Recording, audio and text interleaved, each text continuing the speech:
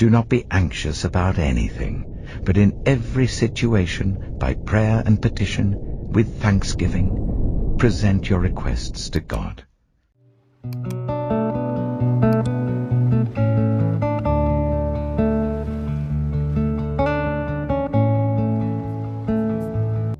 Genesis chapter 46. So Israel set out with all that was his, and when he reached Beersheba, he offered sacrifices to the God of his father Isaac. And God spoke to Israel in a vision at night, and said, "Jacob, Jacob." "Here I am," he replied. "I am God, the God of your father," he said. "Do not be afraid to go down to Egypt, for I will make you into a great nation there. I will go down to Egypt with you, and I will surely bring you back again, and Joseph's own hand will close your eyes." Then Jacob left Beersheba, and Israel's sons took their father Jacob and their children and their wives in the carts that Pharaoh had sent to transport him. So Jacob and all his offspring went to Egypt, taking with them their livestock and the possessions they had acquired in Canaan. Jacob brought with him to Egypt his sons and grandsons and his daughters and granddaughters, all his offspring. These are the names of the sons of Israel, Jacob and his descendants who went to Egypt. Reuben, the firstborn of Jacob. The sons of Reuben, Hanok, Palu, Hezron, and Carmi. The sons of Simeon, Jemuel, Jamin, Ohad, Jachin, Zohar, and Sheul, the son of a Canaanite woman.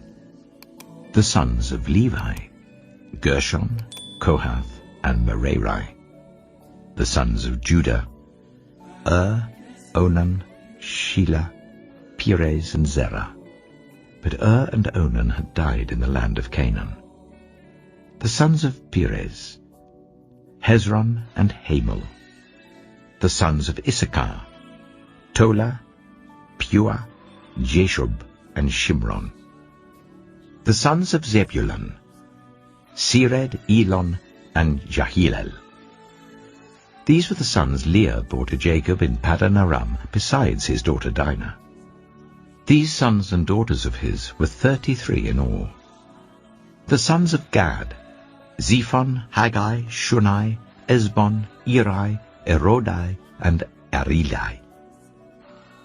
The sons of Asher, Imnah, Ishva, Ishbi, and Beriah. Their sister was Sirah. The sons of Beriah, Heber and Malkiel. These were the children born to Jacob by Zilpah, whom Laban had given to his daughter Leah, 16 in all.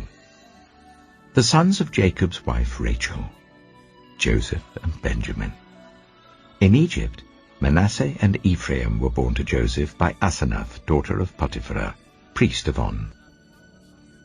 The sons of Benjamin, Bela, Becher, Ashbel, Jirah, Naaman, Ehi, Rosh, Mappin, Huppim, and Ard.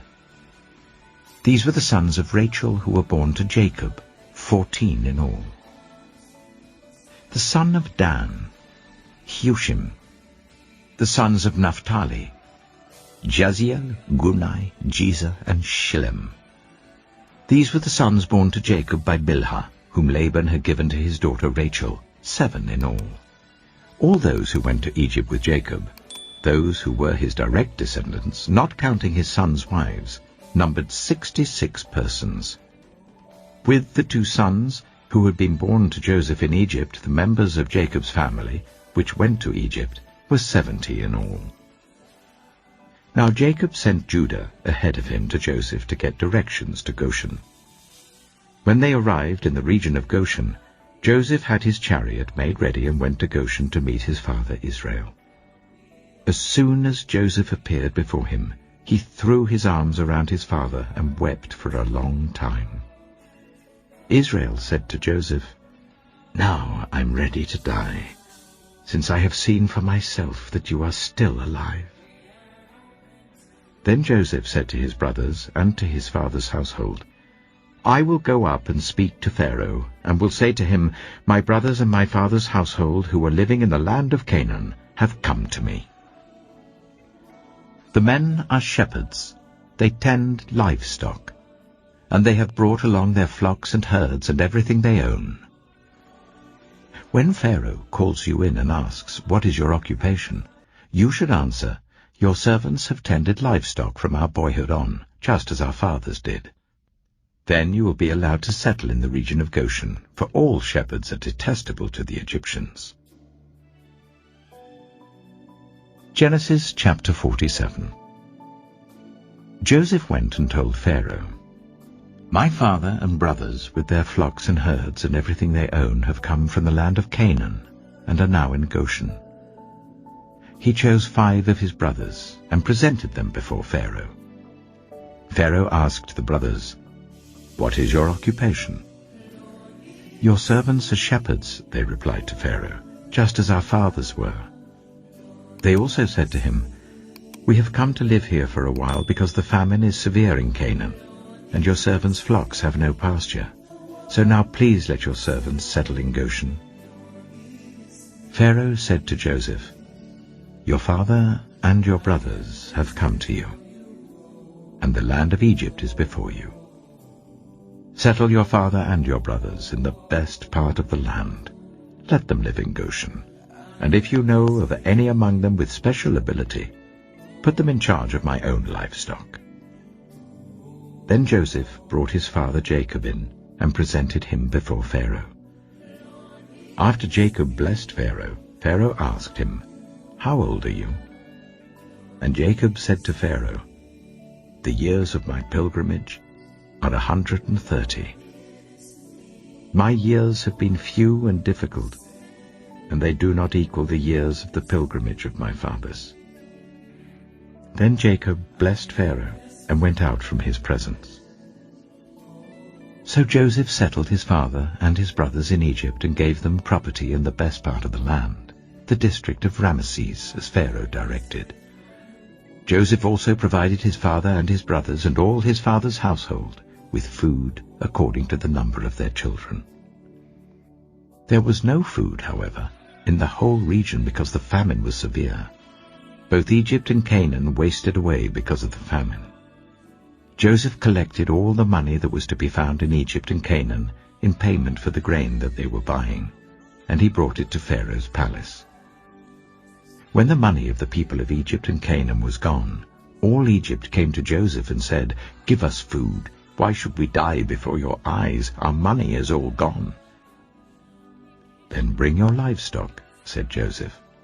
I will sell you food in exchange for your livestock, since your money is gone.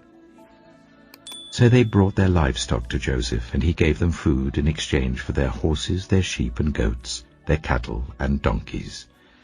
And he brought them through that year with food in exchange for all their livestock. When that year was over, they came to him the following year and said, We cannot hide from our lord the fact that since our money is gone and our livestock belongs to you, there is nothing left for our lord except our bodies and our land. Why should we perish before your eyes, we and our land as well? Buy us and our land in exchange for food, and we with our land will be in bondage to Pharaoh. Give us seed, so that we may live and not die, and that the land may not become desolate. So Joseph bought all the land in Egypt for Pharaoh. The Egyptians, one and all, sold their fields because the famine was too severe for them. The land became Pharaoh's, and Joseph reduced the people to servitude from one end of Egypt to the other.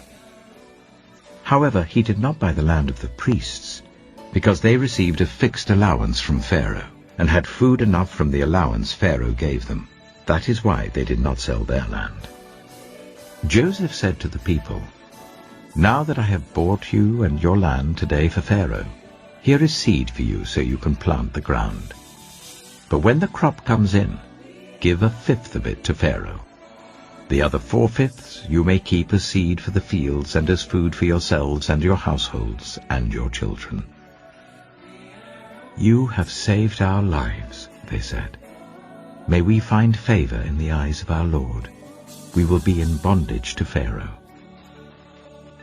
So Joseph established it as a law concerning land in Egypt, still in force today, that a fifth of the produce belongs to Pharaoh. It was only the land of the priests that did not become Pharaoh's. Now the Israelites settled in Egypt in the region of Goshen. They acquired property there, and were fruitful and increased greatly in number. Jacob lived in Egypt 17 years, and the years of his life were 147. When the time drew near for Israel to die, he called for his son Joseph and said to him, "If I have found favor in your eyes, put your hand under my thigh, and promise that you will show me kindness and faithfulness. Do not bury me in Egypt, but when I rest with my fathers, carry me out of Egypt and bury me where they are buried." "I will do as you say," he said. "Swear to me," he said. Then Joseph swore to him, and Israel worshipped as he leaned on the top of his staff. Finally, brothers and sisters, whatever is true, whatever is noble, whatever is right, whatever is pure, whatever is lovely, whatever is admirable, if anything is excellent or praiseworthy, think about such things. Whatever you have learned, or received or heard from me, or seen in me, put it into practice, and the God of peace will be with you. The grace of the Lord Jesus Christ be with your spirit. Amen.